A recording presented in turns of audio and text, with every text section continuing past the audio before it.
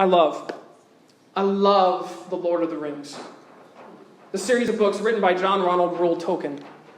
You might know them or be familiar with them. They were turned into movies famously in the early 2000s. I know a lot about them because I've watched them several times. And I've read the books several times. But I love The Lord of the Rings and what they mean. Because what Tolkien was trying to do in writing these fairy tales was not to write something that was allegorical. You can read about this. He is very adamant about the fact that he's not writing an allegory where this thing stands in for this thing. He's writing something that's applicable.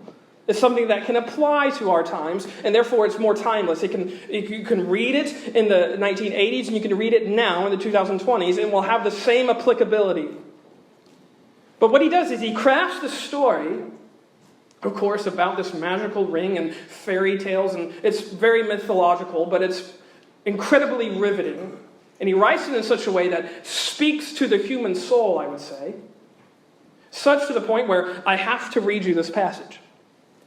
Because it stands out to me in such a way that grips me every time I read it.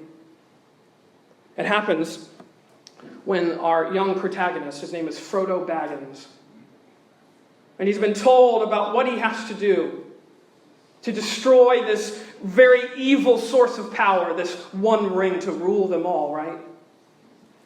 And he's sitting there, and he's talking to his friend, the wizard Gandalf, and he says this: I wish it need not have happened in my time. Doesn't that sound like us? I wish this didn't happen now. Why did COVID-19 have to happen in my lifetime? Why did it have to happen now? We've been saying this for a long time. Why did the Cold War have to happen in my lifetime? And people before that were saying, why did World War II have to happen in my lifetime? Such is why I think this is so riveting to me and so stunning.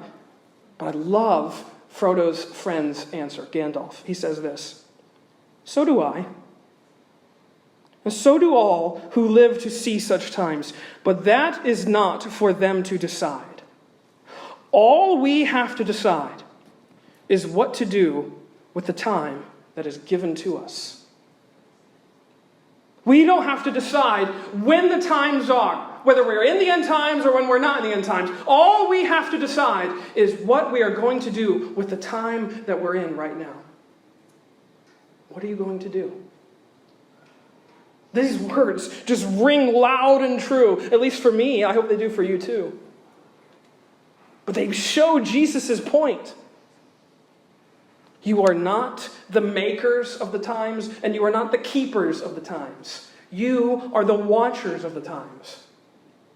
We are those who've been chiefly charged with watching the times, not trying to figure them out, not trying to keep them or make them something different, but staying alert in them, staying active in them about our errand, which is what is to watch and pray and work.